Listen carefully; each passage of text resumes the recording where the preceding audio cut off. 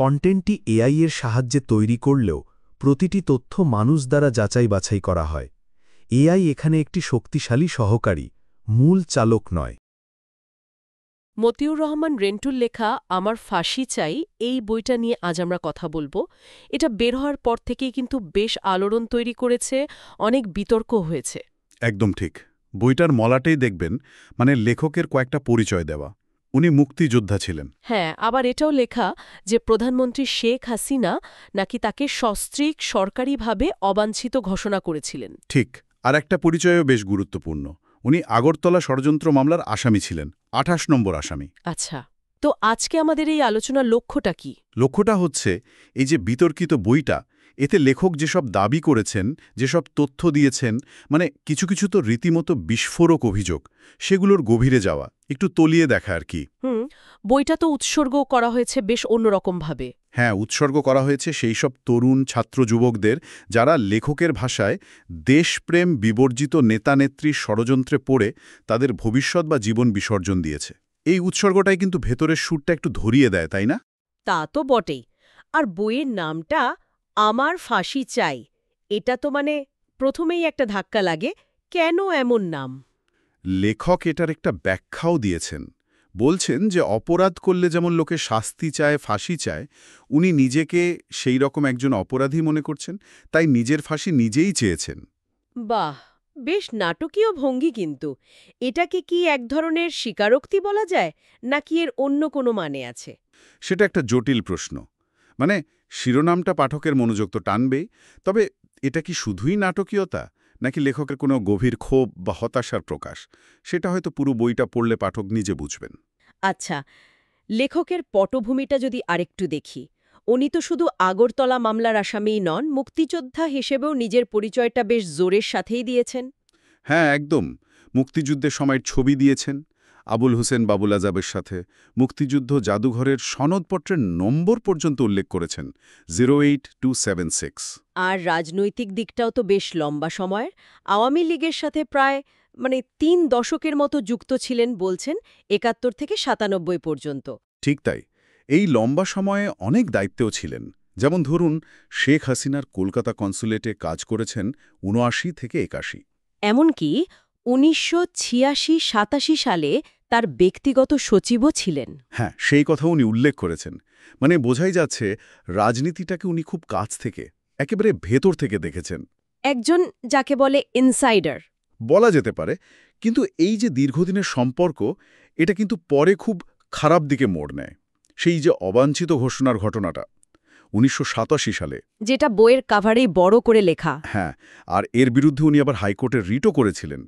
তো এই যে ব্যক্তিগত একটা সংঘাত, এই অবাঞ্ছিত হওয়ার ঘটনা, এটাই যে বইটা লেখার পেছনে একটা বড় কারণ, তা তো বোঝাই যায়। যদিও লেখক নিজে বলছেন অন্য কথা। বলছেন যে ভবিষ্যৎ প্রজন্মের জন্য অতীতের সত্যটা জানা দরকার, সেটা অপ্রিয় হলেও। বলছেন যে রাজনৈতিক সত্য তুলে ধরতে চান, যা ভবিষ্যতের জন্য পথ দেখাবে। প্রকাশকের কথা তো এই দীর্ঘ অভিজ্ঞতার কথাই বলা হয়েছে। কিন্তু এখানেই তো প্রশ্নটা আসে, তাই না? ব্যক্তিগত অভিজ্ঞতা, বিশেষ করে সেটা যদি এমন তিক্ত হয়, তাহলে সেই বয়ানটা কতটা নিরপেক্ষ হতে পারে? ঠিক। লেখকের উদ্দেশ্য যাই হোক, উনি যেটাকে সত্য বলছেন সেটা আসলে ওনার দৃষ্টিকোণ থেকে দেখা বাস্তবতা।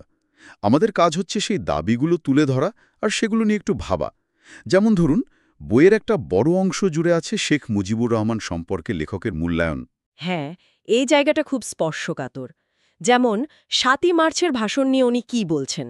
উনি দাবি করছেন শেখ মুজিব সেদিন সরাসরি স্বাধীনতার ঘোষণা দেননি, বরং আলোচনার পথ খোলা রেখেছিলেন। পাকিস্তানের কাছে ৪টা দাবি পেশ করেছিলেন। কি কি দাবি?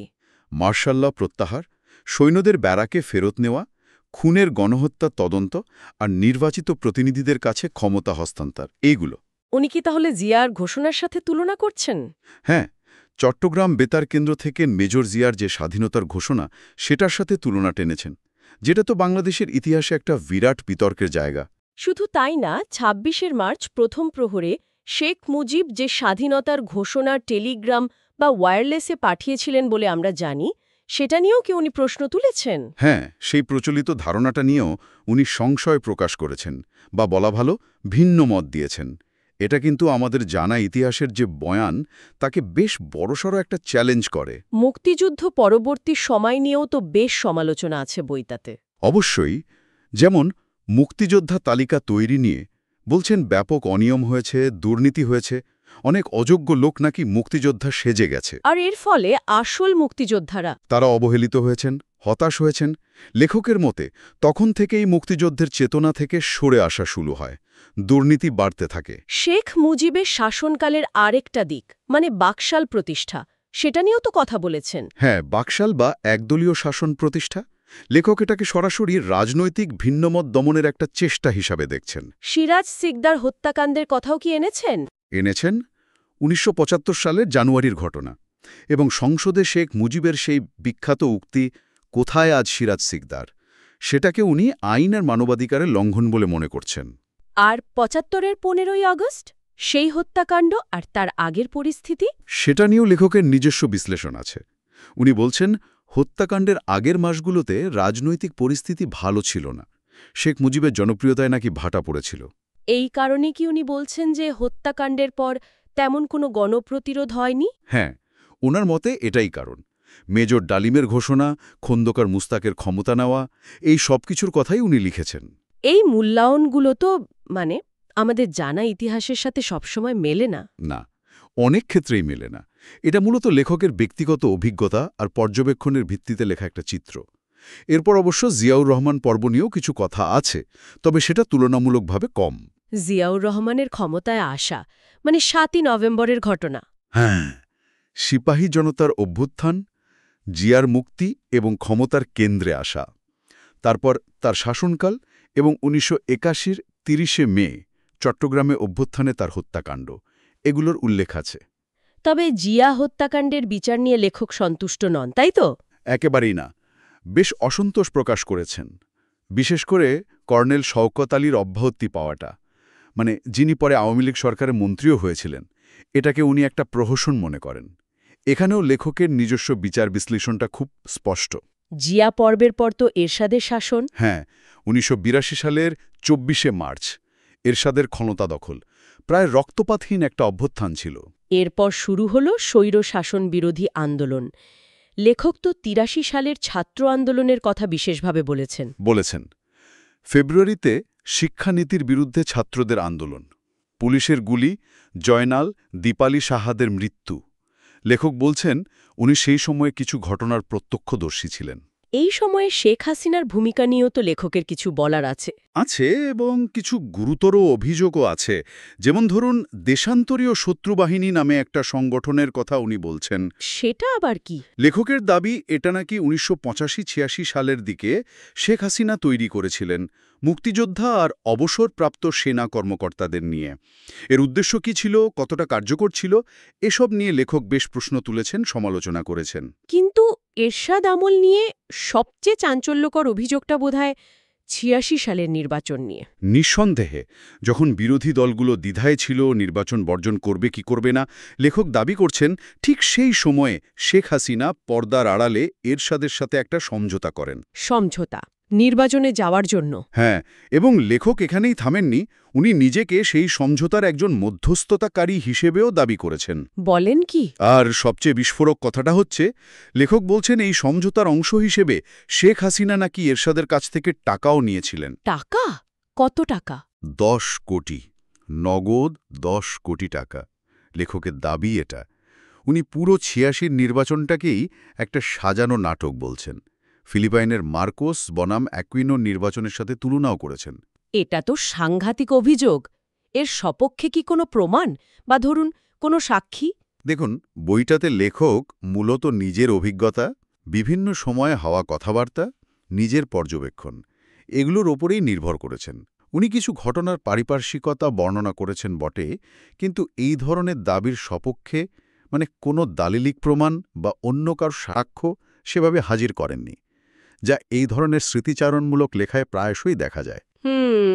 তাহলে এটা পাঠকের ওপর নির্ভর করছে কতটা বিশ্বাস করবেন। একদম।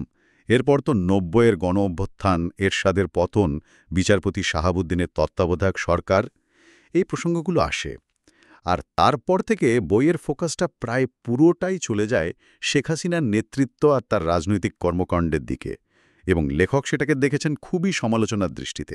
কী ধরনের সমালোচনা? নেতৃত্বের কোন দিকগুলো তুলে ধরেছেন?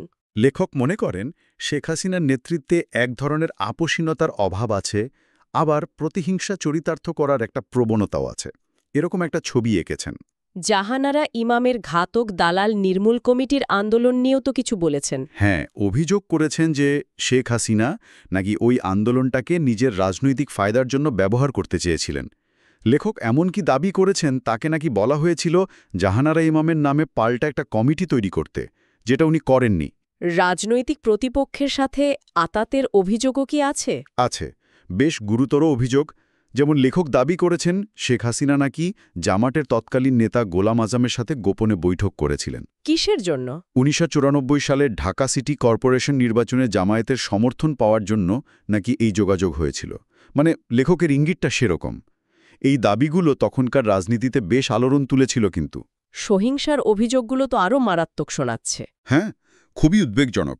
লেখক সরাসরি বলছেন ১৯৯২ সালে ঢাকায় হিন্দু মুসলিম দাঙ্গা লাগানোর জন্য শেখ হাসিনা নাকি তাকে উস্কানি দিয়েছিলেন, দাঙ্গা শুরু করার নির্দেশও দিয়েছিলেন, যেটা লেখক পালন করেননি বলছেন। এটা যদি সত্যি হয় তাহলে তো ভয়ঙ্কর ব্যাপার। শুধু এটাই না, লেখক আরও বলছেন বিভিন্ন রাজনৈতিক কর্মসূচি, যেমন ধরুন হরতাল, এগুলো সফল করতে বা সরকারকে চাপে ফেলতে শেখ হাসিনা নাকি সহিংসতা পছন্দ করতেন। এমনকি মৃত্যু, মানে লাশ পড়াকেও নাকি উনি রাজনৈতিক ফায়দা হিসাবে দেখতেন। বলেন কি? এরকম কথা বলেছেন?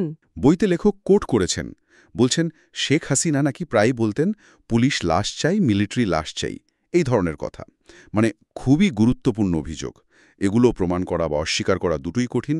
তবে লেখকের কথা সত্যি হলে এটা তৎকালীন রাজনৈতিক সংস্কৃতির একটা খুব অন্ধকার দিকেই ইঙ্গিত করে। নির্বাচন নিয়েও তো অভিযোগ আছে। ৯৪ সালের সিটি কর্পোরেশন নির্বাচন। হ্যাঁ, ঢাকা সিটি কর্পোরেশন নির্বাচন।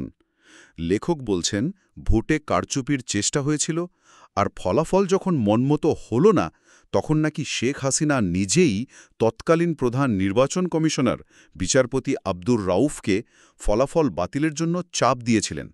এটার বেশ বিস্তারিত বর্ণনা আছে বইতে। অর্থনৈতিক অনিয়মের কথাও কি আছে? আছে। যেমন লেখক দাবি করেছেন ঢাকার তখনকার মেয়র মোহাম্মদ হানিফের কাছে শেখ হাসিনা নাকি দলীয় খরচের জন্য প্রতি মাসে বিশাল অঙ্কের টাকা চাইতেন, প্রায় ১ কোটি টাকা। ১ কোটি টাকা প্রতি মাসে? হ্যাঁ, লেখকের দাবি সেরকম। আবার ৯৬ সালের শেয়ার বাজার কেলেঙ্কারির সাথেও আওয়ামী লীগের বড় নেতারা জড়িত ছিলেন বলে অভিযোগ করেছেন। এমনকি মিগ-29 যুদ্ধবিমান কেনা নিয়েও প্রশ্ন তুলেছেন, দুর্নীতির ইঙ্গিতও দিয়েছেন। প্রত্যেকটা অভিযোগই কিন্তু বেশ চাঞ্চল্যকর। সেনাবাহিনীর সাথে সম্পর্ক নিয়েও তো কিছু বিস্ফোরক দাবি আছে। আছে। লেখকের অন্যতম চাঞ্চল্যকর দাবি হচ্ছে ১৯৯৫ সালের জানুয়ারিতে শেখ হাসিনা নাকি তৎকালীন সেনাপ্রধান জেনারেল নাসিমকে ক্ষমতা দখলের জন্য উস্কেছিলেন। সত্যি? লেখকের দাবি এইটাই। বলছেন জেনারেল নাসিম নাকি সেই প্রস্তাবে রাজি হননি। এছাড়া সেনাবাহিনীতে নিয়োগ, বদলি, পদোন্নতি, এগুলোতেও রাজনৈতিক প্রভাব খাটানোর চেষ্টার অভিযোগই তুলেছেন। এগুলো তো দেশের সিভিল মিলিটারি সম্পর্কের জন্য খুব সংবেদনশীল বিষয়। বইটাতে তো রাজনৈতিক অভিযোগের বাইরেও কিছু ব্যক্তিগত প্রসঙ্গ টেনে আনা হয়েছে, তাই না? যেগুলো বেশ সংবেদনশীল। হ্যাঁ, সেটাও আছে। যেমন লেখক শেখ হাসিনার কিছু ব্যক্তিগত অভ্যেসের কথা লিখেছেন, যেমন ফেন্সিডিল সেবনের অভ্যাস করেছেন। এমনকি দাবি করেছেন তাকে নাকি মাঝে মাঝে সেটা জোগাড়ও করে দিতে হতো। এটা তো খুবই ব্যক্তিগত আক্রমণ। অবশ্যই। এছাড়াও প্রয়াত ডক্টর ওয়াজেদ মিয়ার সাথে তার সম্পর্কের টানাপোড়েন নিয়েও লিখেছেন। বিভিন্ন ব্যক্তিগত আলাপচারিতা, মন্তব্য, সেগুলোও কোট করেছেন। যেমন হিন্দুদের ভোট ব্যাংক বলা, মেয়র হানিফকে বেঈমান বলা, এরকম অনেক কিছু। কাদের সিদ্দিকীর সাথে দ্বন্দ্ব, বা ধরুন পার্বত্য চট্টগ্রাম শান্তি চুক্তি, গঙ্গার পানি চুক্তি, এগুলো নিয়েও কি লেখকের নিজস্ব মতামত আছে? হ্যাঁ, আছে। এবং সেগুলো প্রায়শই নেতিবাচক মূল্যায়ন। আর ঘুরে ফিরে লেখকের প্রতি ব্যক্তিগত বিশ্বাসঘাতকতার একটা অভিযোগও বই জুড়ে পাওয়া যায়। সব মিলিয়ে তাহলে বইটা কি দাঁড়ালো? সব মিলিয়ে দেখলে আমার ফাঁসি চাই বইটা হচ্ছে আগাগোড়া একটা তীব্র সমালোচনামূলক লেখা। বাংলাদেশের শীর্ষস্থানীয় রাজনৈতিক ব্যক্তিত্ব, বিশেষ করে প্রধানমন্ত্রী শেখ হাসিনা এবং আওয়ামী লীগের প্রতি একজন সাবেক সহযোগীর বা বলা ভালো ভেতরকার লোকের চরম ক্ষুব্ধ বয়ান।